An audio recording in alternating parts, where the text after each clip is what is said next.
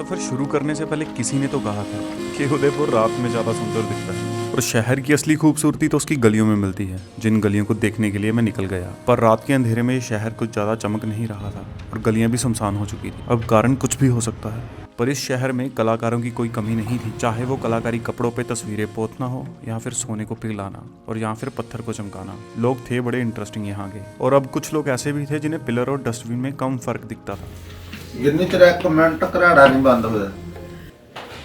सुबह उठकर 5 मंजिला इमारत चढ़कर उदयपुर देखने का ख्याल मन में सबसे पहले आया, पर 5 फ्लोर चढ़ना मेरे लिए कोई आसान बात तो थी नहीं। हालत पूरी तरह खराब, और मैं जिस बिल्डिंग पे था वो इस एरिया की सबसे ऊंची बिल्डिंग थी। और जब इतनी हाइट से मैंने शहर को देखा तो मानो कुछ और देखने की हसरत अभी बाकी थी नहीं।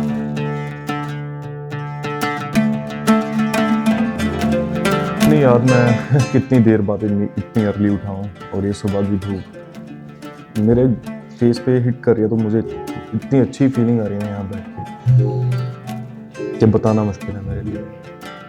अभी मैं अच्छी तरह सो के उठा हूँ 8-10 घंटे, और मन कर रहा है यहीं सो जाऊँ दोबारा। इतना सही लग रहा है यहाँ बैठ के, और साथ में ये सिटी का व्यू अमेजिंग है।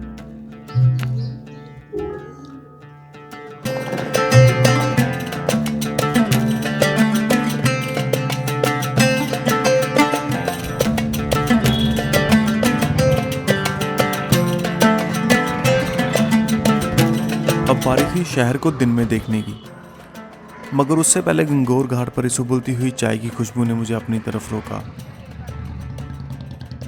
चाय पीने के बाद मेरे सामने थी बैगोर की हवेली।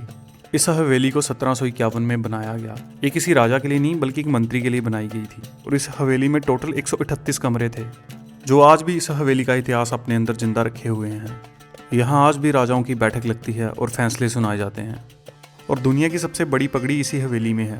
और यहाँ आने के बाद मुझे पता लगा राजस्थान में राजाओं के टाइम पे टोटल 38 तरह की पगड़ियाँ पहनी जाती थी, जो अलग अलग ट्रेडिशन और पोजीशन को एक्सप्लेट करती थी। पर मानो इस शहर में कुछ तो खास था। महलों की बनावट से लेके गलियों की दीवारों तक हर चीज एक कलाकारी से लदी हुई थी। इन गलियों में कहानियां बिखरी हुई थी, पर कोई चाहिए था इनको एक माला में पिरोने के लिए। अब मेरे सामने एक ऐसा आर्टिस्ट था जिनकी 10 पीढ़ियां राजाओं के टाइम पे उनके लिए कपड़ों पे चित्रकारी कर रही थी। अभी जैसे ये पोस्ट कार्ड बना रहा हूँ ना, ये करीबन 100 साल पुराना पोस्ट कार्ड है, आज़ादी से पहले के। इसके ऊपर बनाते, इसके पीछे लिखा हुआ उसी टाइम का था। जैसे 1947 से पहले जो चिट्ठियाँ चलती थी ना, उसके ऊपर आर्ट बना रहा हूँ, रियल ओल्ड। बाकी हमारा मेन काम तो कपड़े पे बनाते हैं। इतना बारीक काम होता है, जो मैग्नीफाइव ग्लास होता है ना, इससे देख सकते हो आप उसकी डिटेल। अच्छा, इतनी डिटेल्स हैं। हाँ। रोड साइड पे चल रहे इस आर्ट स्कूल की पेंटिंग्स उतनी ही पुरानी थी जितना ये शहर, और आज के टाइम में इस आर्ट की कदर करने वाले लोग होंगे ये कहना तो थोड़ा मुश्किल था। पर मुझे इस शहर में घूमते घूमते भूख लग चुकी थी, और मेरा इंतजार कर रही थी एक बाहुबली थाली। Really good. कुल 36 तरह के पकवान खाने के बाद अब बारी थी सिटी पैलेस देखने की। इस पैलेस में महाराजाओं की 22 जनरेशन का इतिहास था, जिन्होंने इसे संभाले रखा था। इस महल को राजस्थानी और मुगल आर्किटेक्चर ने मिलकर बनाया, और जैसे ही पैलेस में एंटर किया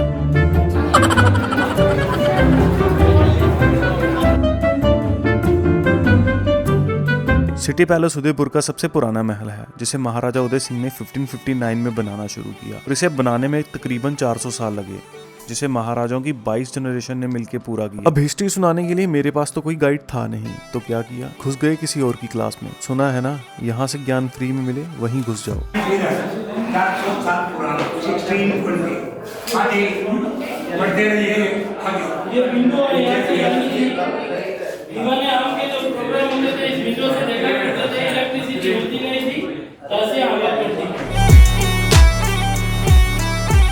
उदयपुर को सिटी ऑफ लेक्स भी कहा जाता है। यहाँ 2 बड़ी लेक्स हैं, फतेहसागर और पिचोला। पिचोला लेक इस शहर की विरासत को संभाले हुए है, और फतेहसागर रियासत को। और इस शहर की सबसे इंटरेस्टिंग बात, ये दोनों लेक्स किसी राजा ने नहीं बल्कि एक बंजारे ने बनाई थी, और बाद में महाराजा उदय सिंह ने पिचोला लेक के किनारे शहर को बसाया। और ये दोनों लेक पूरी तरह से एक मैन मेड लेक्स थी, और सच मानिए ये दोनों लेक इस शहर की खूबसूरती में 4 चांद लगा देती। 2 दिन उदयपुर में बिताने के बाद अब बारी थी आगे बढ़ने की, पर मेरे दिमाग में बस एक ही बात घूम रही थी, ये युद्ध राजाओं महाराजाओं ने किए हों, या रशिया और यूक्रेन, या फिर गाजा और इजराइल। ये परंपरा शुरू से चली आ रही थी।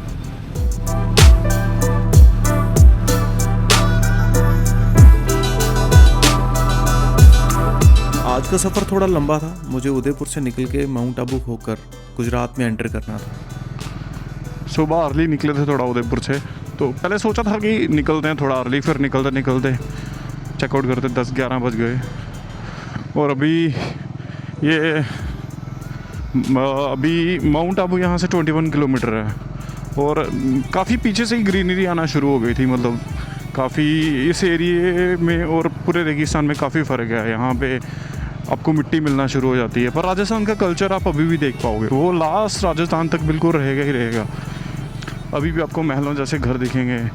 और ये माउंट आबू ना बिल्कुल हाइट पे है। जब मैं सड़क पे था तो मैं इस तरफ कुछ पहाड़ियाँ देख पा रहा था, तो मुझे आइडिया हो गया था कि मुझे उसी जगह पे जाना है जो सबसे हाईएस्ट पीक पॉइंट है यहाँ का। यहाँ से ओनली फॉर 3 किलोमीटर दूर है।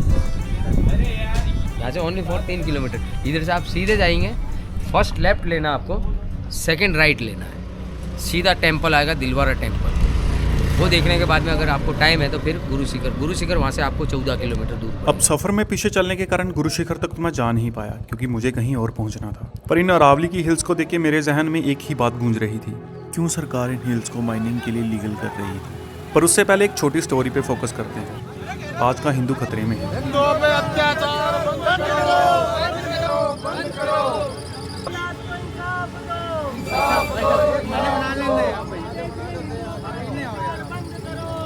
इस सफ़र के दौरान राजस्थान की जब मैं कुछ इलाकों से निकला तो वहाँ ऐसे प्रोटेस्ट चल रहे थे।